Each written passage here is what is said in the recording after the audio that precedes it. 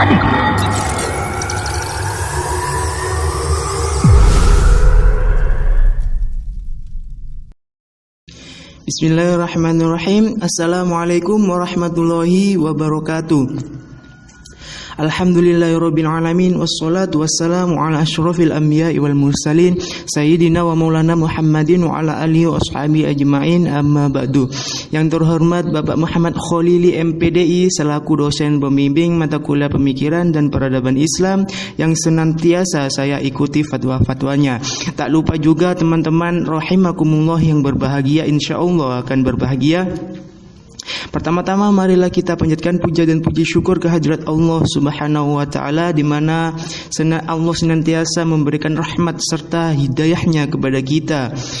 Tak lupa solawat serta salam mari kita curahkan kepada Nabi Muhammad sallallahu alaihi wasallam, di mana beliau telah membimbing kita dari jalan kegelapan menuju jalan yang terang benderang, yakni ad-dinul Islam.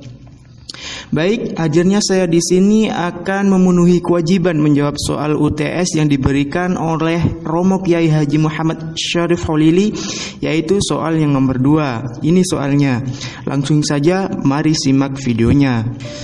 Ketika Rasulullah Shallallahu Alaihi Wasallam berdakwah di kota Mekah selama 13 tahun, dakwah yang sangat sulit. Kenapa begitu? Karena pada saat itu orang-orang kafir Quraisy tidak menerima dakwah dari Rasulullah Shallallahu Alaihi Wasallam. Yang mengikuti dakwah dari Rasul dari awal-awal adalah orang-orang di kalangan budak atau orang-orang dari kalangan yang lemah, yang gampang atau mudah untuk disiksa, untuk diintimidasi oleh orang kafir Quraisy. Pada saat itu perkembangan tidak bisa cepat dalam berdakwah, sampai-sampai Rasulullah SAW berpikir pada saat itu, ketika Rasul berdakwah di Mekah begitu susah, ditambah istrinya meninggal, pamannya meninggal, sempat berdakwah dan sempat juga berdakwah di negeri Taif. Sebetulnya negeri Taif ini berdekatan dengan kota Mekah.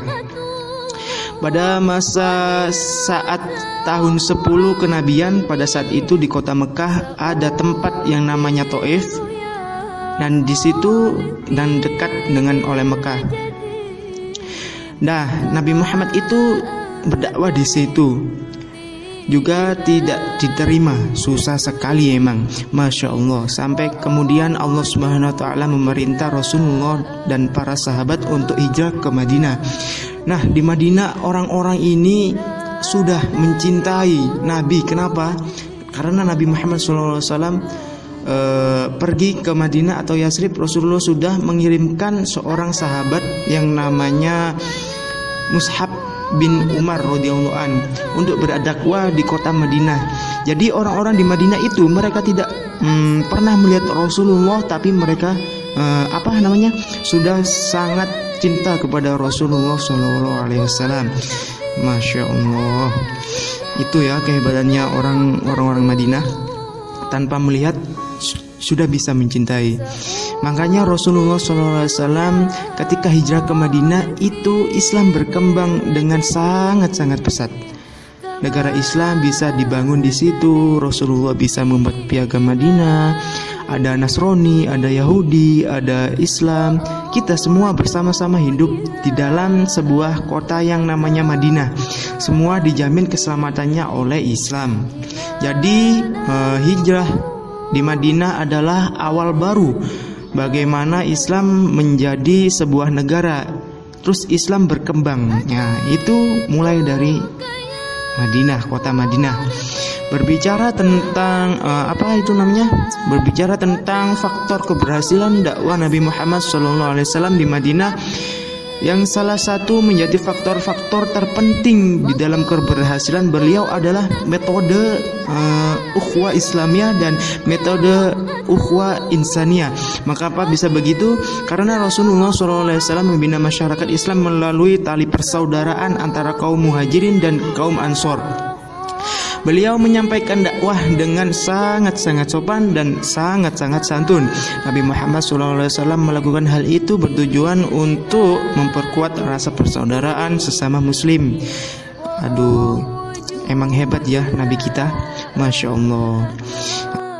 Baik, itu saja yang bisa saya sampaikan. Kurang lebihnya saya mohon maaf bila ada tutur kata saya atau ada yang salah atau ada yang lain.